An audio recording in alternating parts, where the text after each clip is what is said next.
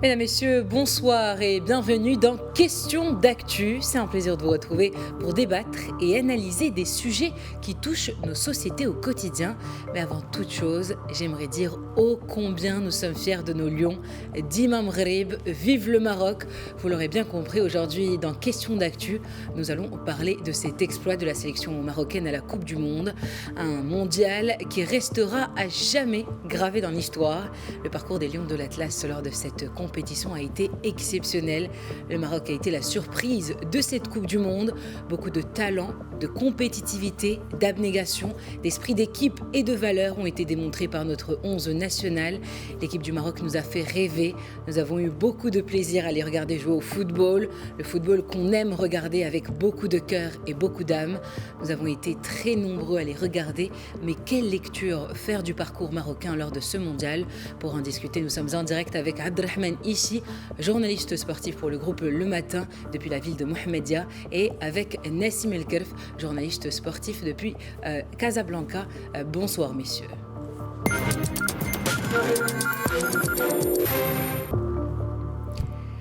Alors, nous avons été nombreux à regarder les Lions de l'Atlas. Ils sont arrivés en demi-finale après une rencontre pleine d'audace face à la France. C'était une très belle performance pour les Marocains. Et avant tout, comment voyez-vous, docteur Nassim El Kerf, ou plutôt monsieur Nassim El Kerf, comment voyez-vous cette défaite du Maroc en demi-finale de la Coupe du Monde? La défaite, elle était logique, amère, mais très logique, parce que je pense qu'on a fait l'essentiel, on a rendu cette Coupe du Monde, on l'a transformée en une autre Coupe du Monde, tout le monde a su parler de nous. On a montré ce qu'on savait faire à tout le monde, et on a porté le drapeau marocain, le football africain et arabe, pour les gens qui nous ont soutenus. Donc, c'était une fête qui s'est terminée sur une fausse note, mais faut s'en souvenir avec du recul. C'était vraiment une fête et on a vraiment créé l'exploit de cette Coupe du Monde 2022. Mais c'était amer. Bien sûr. Et qu'en pensez-vous, monsieur Ishi, qui est vous aussi journaliste sportif pour le groupe Le Matin? Comment voyez-vous cette défaite? Je pense que les Lions de l'Atlas n'ont pas démérité. Ils ont certes perdu, mais ils ont perdu face au champion du monde, le tenant de titre, qui va défendre son titre dimanche face à l'Argentine. Les Lions de l'Atlas, ils ont fait tout ce qu'ils ont pu. Malheureusement, il y avait plusieurs paramètres un petit peu qui ont amoindri ou affaibli notre équipe, c'est-à-dire les blessures. On n'a pas pu jouer avec nous avec les mêmes armes que la France. On a eu une défense pratiquement décimée.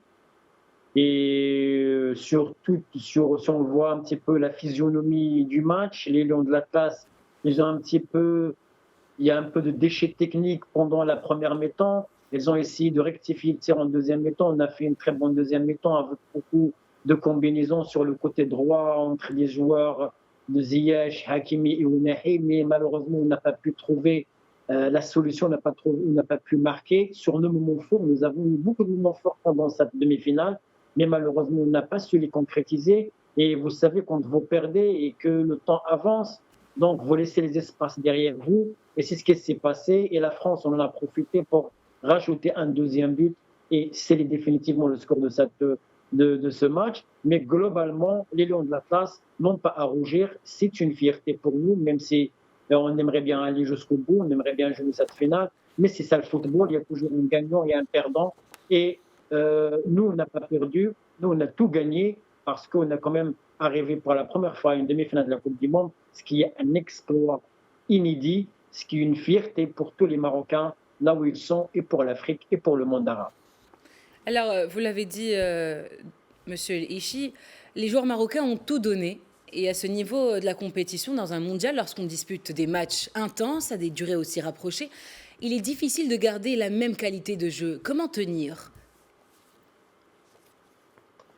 Vraiment, quand on évolue un peu dans la compétition, les joueurs, parce que c'est des joueurs de haut niveau qui jouent dans des grands clubs, après, quand on s'approche ou quand vous approchez du but, on ne sent ni la fatigue, ni quoi que ce soit, parce que tout le monde regarde vers le Graal, qui est le titre. Donc, je ne pense pas que même avec ces matchs rapprochés, ça a un impact un petit peu sur l'envie et le rendement du joueur. C'est tout simplement, nous avons des blessures à un moment, qui sont arrivées à un moment clé de la compétition.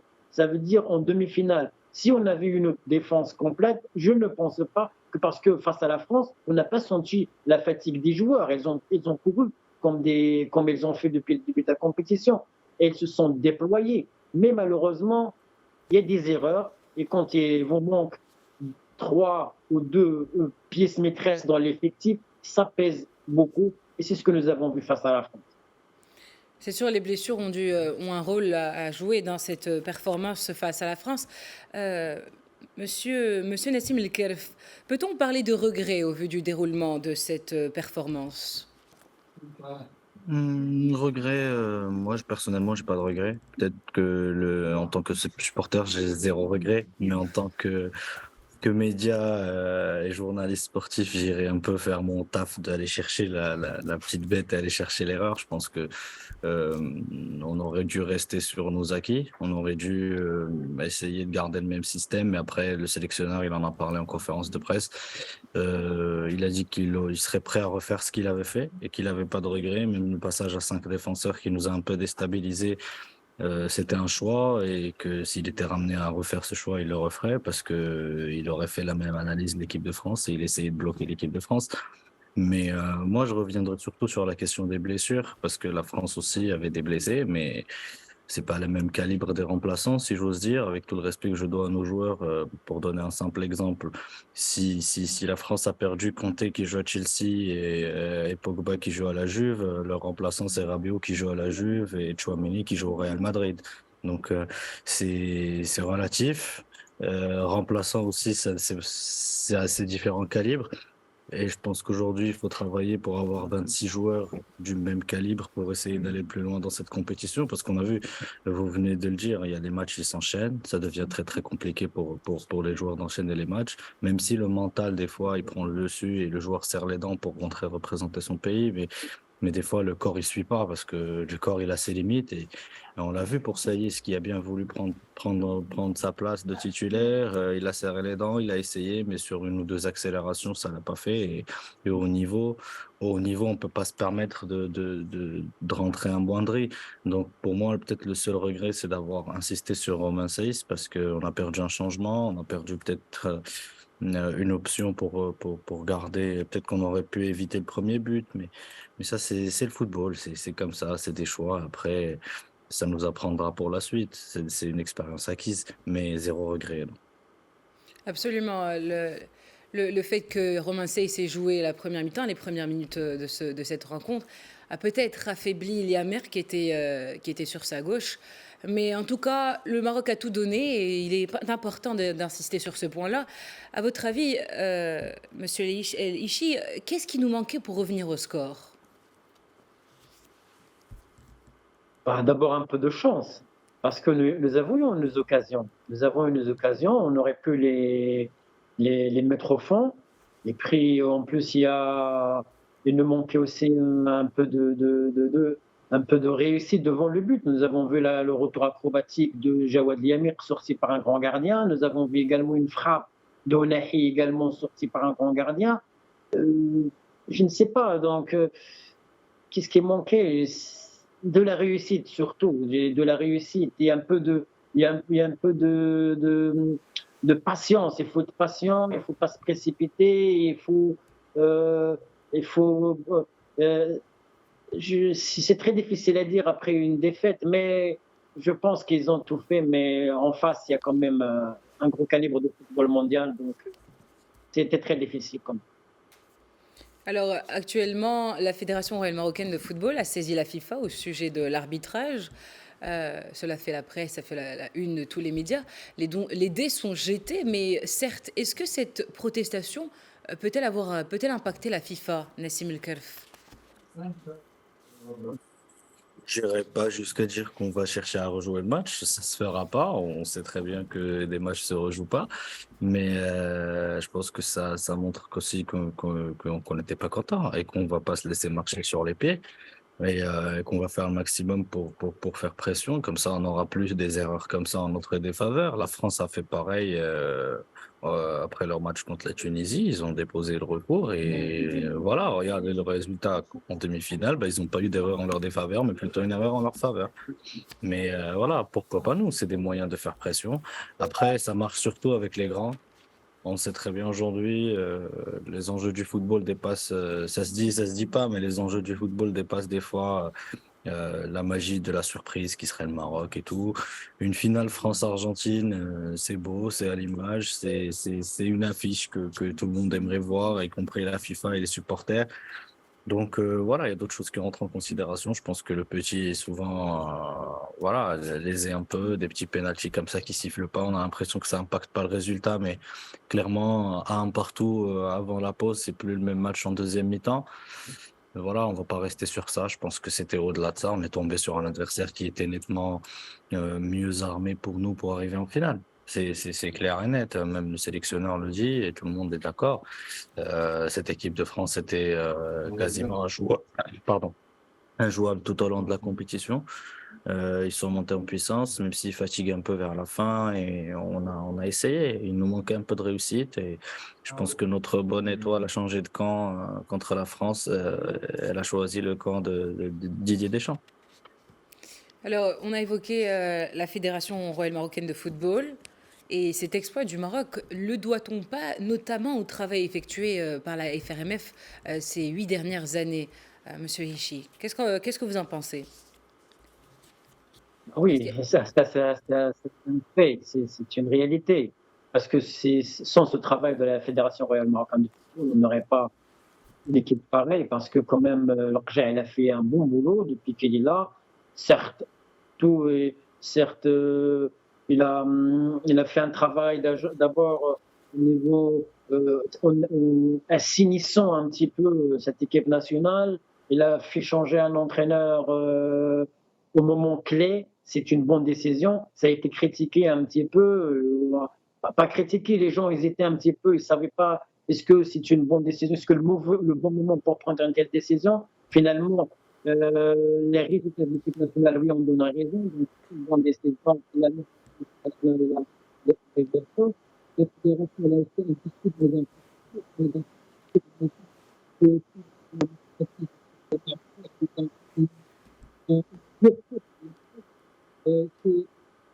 Monsieur, Monsieur Hichi, je reviens vers vous. On ne vous entend pas très clairement.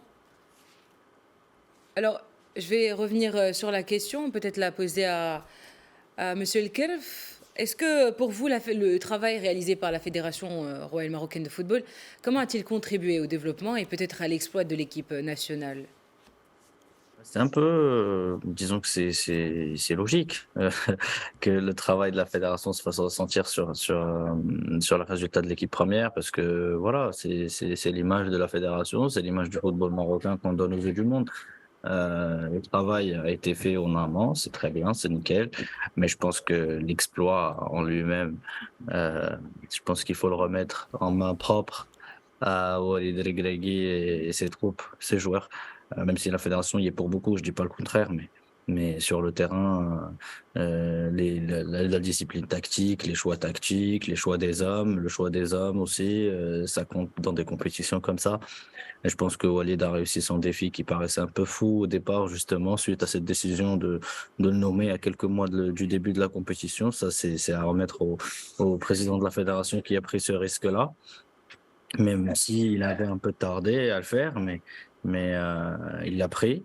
Et aujourd'hui, on en a, on en a les fruits devant nous. Et puis surtout que Walid a pris une décision folle de vouloir aller au bout d'une Coupe du Monde avec un groupe qu'il découvre à peine. Mais finalement, voilà, je pense que cet exploit a montré que tout le monde avait raison sur toute la ligne. Le retour de Ziyech aussi, même Hamdallah qui est très critiqué, peut faire du bien dans les prochaines compétitions, le temps de remettre, d'être remis en forme.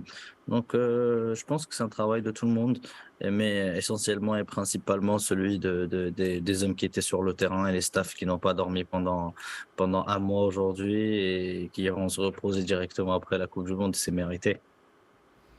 Alors aujourd'hui, après avoir réalisé un parcours exceptionnel, Monsieur Leishi, je ne sais pas si on vous entend. Oui, je Est-ce que... vous entends, moi. Très bien, oui, on vous entend également. Alors aujourd'hui, avec cet exploit, qu'est-ce qui reste à construire pour permettre au Maroc de vraiment exploiter tout le talent footballistique que nous avons? Il reste beaucoup de choses à faire parce Les que c'est centres de pas de venir sur formation, simple. peut-être? Ouais, parce qu'aujourd'hui, il faut capitaliser sur cet exploit pour amorcer en quelque sorte un projet de développement, pas uniquement du football, mais du sport en général au Maroc. Parce que aujourd'hui, il faut, à part l'Académie Mohamed VI, qui fait un excellent travail au niveau de la formation, on le voit en sélection nationale avec quelques joueurs qui sont là, qui sont passés par l'Académie. Mais à part ça, nous n'avons pas vraiment les clubs marocains ne forment pas aujourd'hui. Donc, il faut pousser tout le monde. Il ne faut pas que la fédération uniquement ou l'Académie Mohamed VI font de la formation. Il faut que tous les clubs fassent de la formation pour qu'on puisse avoir de grands joueurs. Et comme a dit Nassim, il faut qu'on arrive à une Coupe du Monde avec 26 joueurs de même qualité, de même calibre. Il ne faut pas qu'il y ait des différences entre les titulaires et les remplaçants. Et ça, vous ne pouvez pas l'avoir si vous n'investissez pas dans l'information, dans la formation des joueurs. Et ça, c'est le travail également des clubs. Il faut qu'on les responsabilise. Il faut aussi que la fédération prenne ses responsabilités pour imposer aux clubs de football de faire jouer des jeunes joueurs pour qu'ils aient un peu plus d'expérience. Parce qu'aujourd'hui, les clubs marocains cherchent toujours des joueurs, entre guillemets, prêts, qui peuvent amener vite fait le résultat. Il ne faut pas que ça soit comme ça. Il faut aussi donner la chance aux jeunes joueurs. On a vu par exemple des joueurs comme Ounahi, par exemple. Il n'a pas passé par aucun club marocain. Il est sorti de l'académie, il est parti directement à l'étranger. Également, il était inséré. Ces joueurs-là, ils auraient pu avoir peut-être une chance aussi au Maroc avant de partir ailleurs. Ça, c'est entre guillemets, peut-être c'est bien pour eux de partir directement en Europe, mais parce qu'il y a beaucoup de joueurs qui sortent dans cette académie chaque année. Il y a beaucoup de promotions qui sortent. Il faut que ces promotions qui sortent trouvent des clubs preneurs ici au Maroc pour qu'ils aient du temps de jeu. Parce que c'est en ayant le temps de jeu que les joueurs progressent d'année en année, match après match. Et comme ça, on pourra consolider non seulement l'équipe nationale A, mais aussi toutes les autres équipes nationales du U23, du Junior, du U17 et tout ça, parce que ces équipes-là aussi, ils jouent des Coupes du Monde, ils jouent des Coupes d'Afrique. Donc, il faut que le Maroc, l'export footballistique du Maroc, rayonne, touche toutes les autres équipes, pas uniquement l'équipe A ou l'équipe de futsal. Je me tourne à présent vers Nassim Khelf pour rebondir sur ce que vous venez de dire, Monsieur Lichi. Les clubs marocains ont formé de nombreux joueurs de l'équipe nationale. Il faudrait peut-être souligner l'impact de l'apport précieux des joueurs ayant évolué au sein de clubs marocains. Je pense que techniquement, je pense que c'est Ishi, il a tout dit à propos de l'impact que pourront avoir ces clubs-là en intégrant justement un maximum de jeunes joueurs et de joueurs talentueux dans leur effectif. Moi, je parlerai plutôt de l'aspect gouvernance et prise de décision parce que intégrer un jeune joueur veut dire que, ou plusieurs la même année, veut dire que vous n'allez pas forcément jouer les titres d'entrée. Il faut instaurer cette mentalité au Maroc où il y a des clubs qui vont jouer pour les titres et des clubs qui vont se contenter d'être des clubs formateurs, sauf si par miracle, ils jouent le titre une saison. Mais la force des pays comme la France, c'est qu'ils ont des clubs qui jouent le titre une année sur 5, mais les 4 autres années, ils sont en train de former et de vendre leurs joueurs des clubs de plus haut niveau. Pourquoi je prends l'exemple français? Parce que c'est l'école qui nous a permis d'avoir justement cette académie grâce à Nasser Larguet et son équipe. Mais voilà, par exemple en France, on a des clubs comme Angers où évoluent justement Ounahi et Bouffal et d'autres très très bons jeunes joueurs d'autres pays et qui prend justement ce statut de formateur où ils vont faire jouer des joueurs des joueurs jeunes et ils vont leur accorder beaucoup de temps de jeu pour qu'ils puissent évoluer et puis les revendre dans un club le UP pour franchir le cap.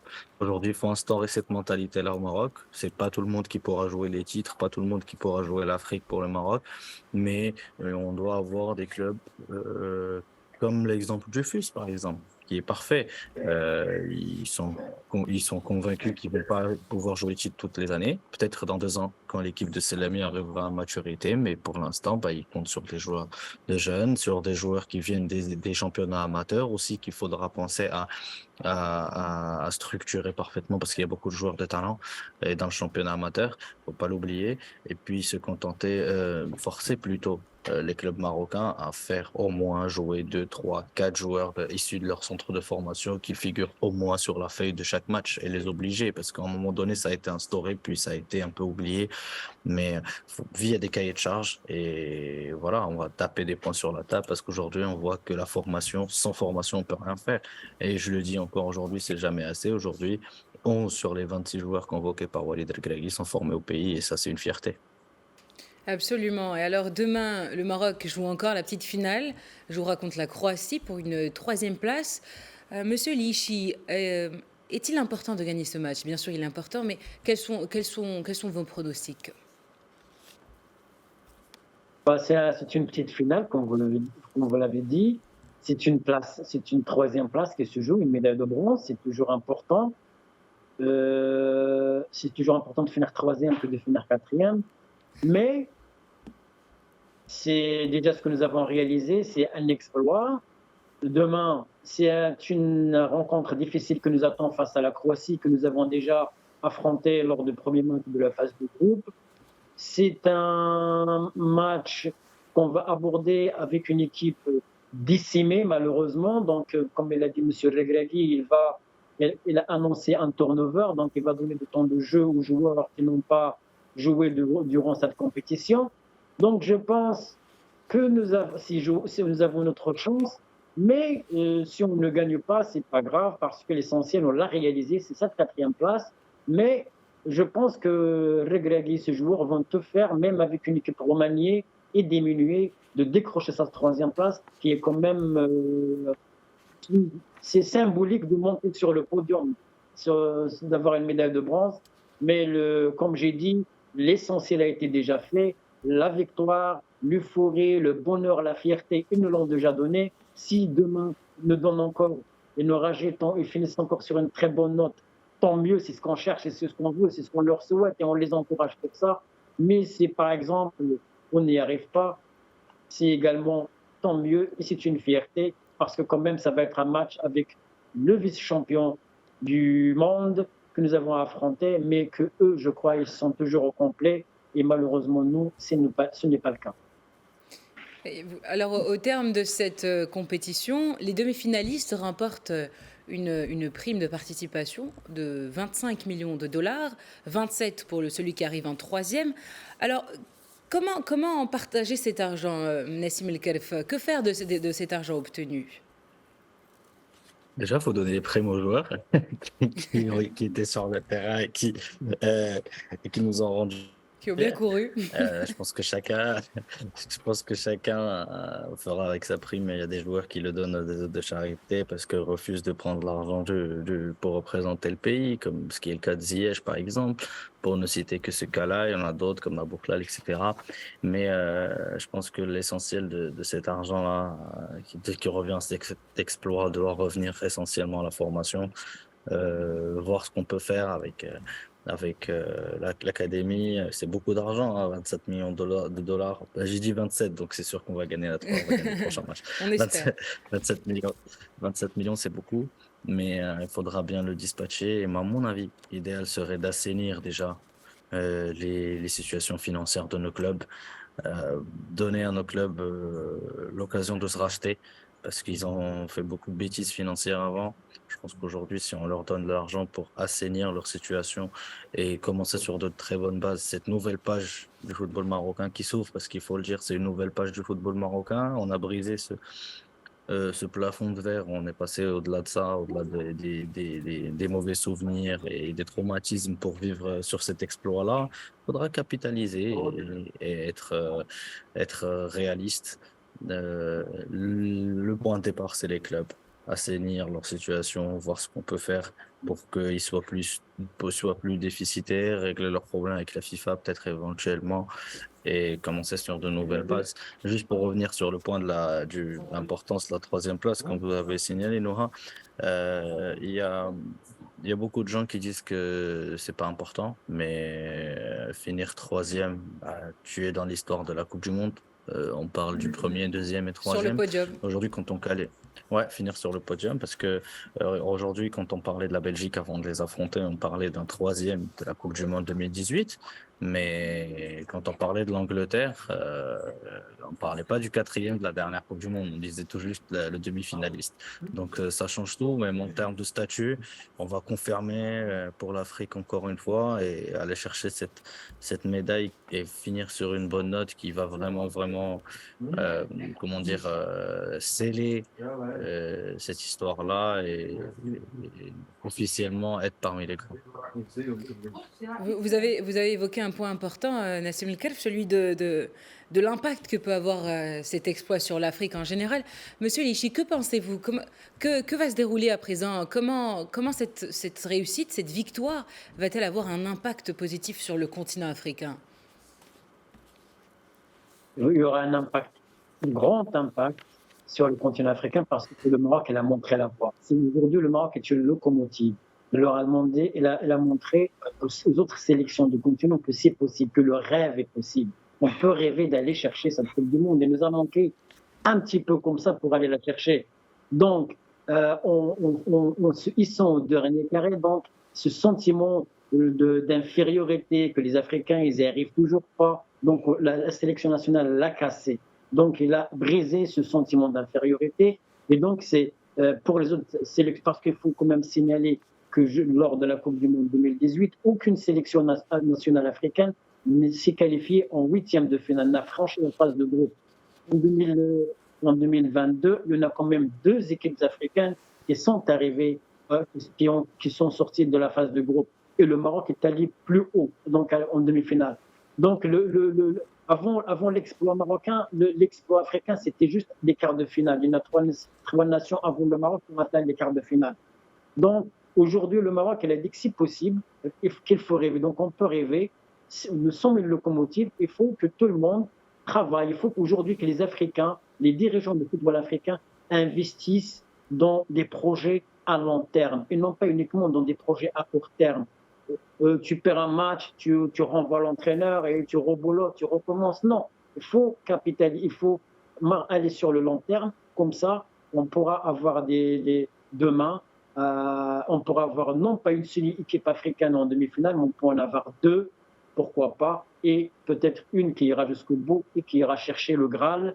C'est ce qu'on souhaite, Inch'Allah, dans les prochains jours. Et comme j'ai dit, le Maroc, c'est la locomotive. Il a montré la voie, il a cassé le sentiment d'infériorité. Donc, tout est possible. L'Afrique peut rêver, qu'elle peut réussir, qu'elle peut arriver à la finale. Et que ce n'est pas uniquement une question entre Européens et Américains et l'Amérique latine. Absolument. Cette victoire est un message pour toute l'Afrique, mais pas seulement pour le football. Et vous l'avez dit tout à l'heure, Monsieur Ichi, c'est pour tous les sports au Maroc. Maintenant, je me retourne à présent chez vous, vers vous, Monsieur El Khelf. Le prochain mondial, l'Afrique va peut-être profiter de ce parcours marocain pour augmenter le nombre de participants. D'ailleurs, on passe de 32 équipes à 48 participants. Au-delà du football international, on va dire, entre nations, international comme les Coupes du Monde et les grandes compétitions, on passera à une plus grande Coupe du Monde avec plus de moyens, avec plus d'équipes qui vont participer. Mais ça doit impacter surtout le football africain localement. Parce que je pense que l'augmentation des participants, c'est une suite logique de ce qui se passe. On a quand même fait des quarts de finale. C'est quand même, on parle de 56, 54 pays qui veulent, qui veulent, pardon, qui veulent participer à ces compétitions-là. Mais c'est surtout au niveau des clubs qu'il faut être présent et qu'il faut commencer par les bases. Aujourd'hui, l'attribution de la Coupe du Monde des clubs, justement, mais c'est fait pour le Maroc, qui va se faire, qui va être là en février. On va l'accueillir en février. C'est déjà, voilà, ça montre que il y a une confiance qui se réinstalle On l'a eu en 2012 et en 2013, on a pu avoir cette organisation-là. Aujourd'hui, 10 ans après, on retente la même expérience avec nous aussi beaucoup plus d'expérience en termes d'organisation, une meilleure image aujourd'hui parce que tout le monde aujourd'hui connaît le Maroc, même ceux qui se trompaient au niveau de la carte pour déterminer où se trouve le Maroc le savent aujourd'hui avec cet exploit en demi-finale. Arrivé en demi-finale de Coupe du Monde, tout le monde te connaît. Même ceux qui ne connaissent pas le football, ni qui sont mauvais en géographie, vous connaissent. Donc aujourd'hui, c'est une nouvelle page, comme j'ai dit, qui s'ouvre. Et le Maroc a su se montrer inspirant pour les autres pays déjà en 1986, en ouvrant la voie. Aujourd'hui, on a poursuivi sur la voie et je pense qu'on sera aussi les premiers à atteindre la finale et les premiers à la remporter un jour. On l'espère vraiment. Et pour rebondir sur cette demi-finale qui a été exceptionnelle, on a enregistré le plus grand nombre d'audiences justement en France. Plus de 20 millions de personnes ont regardé le match Maroc-France sur la chaîne TF1 par exemple. Monsieur Lichi, est-ce que cette rencontre a vraiment été un événement médiatique historique? Oui, c'est normal parce qu'on joue une demi-finale de la Coupe du Monde. Ça veut dire quoi? Ça veut dire que vous êtes parmi les 4 meilleures équipes du monde. Donc on attendait, ces deux demi-finales sortent les deux finalistes. C'est normal qu'il y ait autant d'engouement et tant de spectateurs qui suivent ce genre de rencontre parce que c'est tout simplement le, c'est le Gotha de football mondial. Quand les équipes arrivent en demi-finale, c'est des grandes équipes, donc tout le monde veut voir du spectacle, c'est du spectacle. Et donc, s'il y a 20 millions, je ne sais pas combien de Marocains ont suivi la rencontre, il doit y en avoir aussi beaucoup, et je ne dirais pas au niveau mondial, parce que c'est des matchs aussi qui sont diffusés à travers toute la planète, donc j'ose imaginer combien de téléspectateurs ont suivi cette rencontre à travers le monde. J'ose même dire que ça peut dépasser le 1 milliard, parce que le monde entier et les fans du football. Il y a beaucoup de gens qui sont fans de football, ils ne vivent que par le football. Donc c'est très bien pour nous parce que on a véhiculé l'image du Maroc, on a véhiculé une très bonne image de notre pays. Surtout que sur le terrain, il y avait 55 000 spectateurs marocains, supporters du Maroc, qui sont venus dire Dima, Dima Maghreb. Donc tout ça dans un esprit civique, un esprit de fraternité, d'amitié. Tout ça, ça reflète une excellente image de notre pays, un pays accueillant, un pays chaleureux, un pays amoureux de football, un pays de champions. Tout ça, c'est bon pour l'image de notre pays. Et on s'en réjouit et on ne dira jamais merci, on ne remerciera jamais assez les Lions de l'Atlas pour ce bonheur que nous ont offert pendant ce mois de compétition. Alors pour finir rapidement, Nassim El Khelf, quelle leçon retenir de ce mondial? Et que l'impossible n'est pas marocain. Et qu'avec un peu de courage, beaucoup d'abnégation, comme vous avez pu dire, Noah, dans votre introduction, et beaucoup de courage, comme j'ai pu dire maintenant, Nietzsche, on peut changer le monde. Et il faut oser, parce qu'il y a que les fous qui changent le monde. Walid Regragui disait qu'il était fou au début et qu'on pouvait très bien le prendre pour un fou en disant qu'il veut aller au bout de cette compétition. Il a prouvé que, voilà, avec un peu de nia et de bonne volonté, on est capable d'accomplir des miracles. Il faut juste faire confiance aux talents marocains, il faut faire confiance à cette jeune génération, il faut faire confiance à nos talents locaux avant d'aller voir ailleurs. Il faut voir ce qu'on a ici et leur donner les moyens de réussir, parce qu'aujourd'hui, on sait donner les moyens de réussir. Le sélectionneur sait donner les moyens de réussir, il a assumé ses choix, il a eu une carte blanche, et il a bien répondu sur le terrain. Aujourd'hui, le monde entier a porté le drapeau marocain sur les épaules parce que tout le monde aime le petit poussé. Mais maintenant, la prochaine Coupe du Monde, ce sera pas le cas. Tout le monde va nous attendre, tout le monde sait à quoi s'attendre. Maintenant, on a changé de statut, il faudra l'assumer. Mais comme j'ai dit, il n'y a pas mieux que les enfants du pays pour porter le drapeau du pays, qui vivent ici ou à l'étranger. Il faut toujours compter sur ce qui est marocain et purement marocain. Regarder nos exploits à travers l'histoire, même dans des compétitions comme ça, c'est toujours des Marocains à la baguette. Il n'y a pas mieux pour comprendre notre mentalité, pour nous comprendre, pour savoir ce qu'on fait. Regardez, aujourd'hui, nos valeurs, nos principes, Radat al-Walidi, Nia, tout ça, le monde en parle. On a vu des joueurs danser avec leur maman, et leur faire un bisou sur le front, comme nous on fait tout le temps en rentrant à la maison. Donc, on s'est revus, on s'est, comment dire, on se voyait en cette équipe nationale. Et c'est pour ça qu'elle nous a fait tant d'émotions et que les Marocains étaient prêts à demander des crédits bancaires, à casser à briser leur tirelire pour aller encourager cette équipe nationale au Qatar, faut le dire, hein. Les supporters, ils sont pour beaucoup dans notre parcours, même si c'était pas donné. Et tout le monde s'est donné les moyens pour aller accomplir ce miracle. Comme dit le sélectionneur, que l'équipe nationale a accompli ensemble avec ses supporters et ses dirigeants et ces citoyens du monde entier qui ont envoyé toutes les bonnes ondes possibles et imaginables. Vous l'avez bien dit, Nassim Lekel, il faut donner aux Marocains la chance de briller, il faut leur permettre de rêver et de leur faire comprendre que tout est possible, qu'à travers le sport, tout est possible également. Et merci. Merci Nassim Lekel d'avoir répondu à nos questions. Je rappelle que vous êtes journaliste sportif à la SNRT. Et merci Abdelrahim Ichi d'avoir répondu à nos questions. Je rappelle que vous êtes journaliste sportif pour le groupe Le Matin. Merci à vous deux messieurs. Et nous souhaitons bonne chance aux Lions de l'Atlas pour le match de demain face à la Croatie. Et bien, vive Maghreb, Dima Maghreb. Mesdames, messieurs, question d'actu, c'est fini pour aujourd'hui. Je vous souhaite une très bonne suite des programmes sur Médien TV.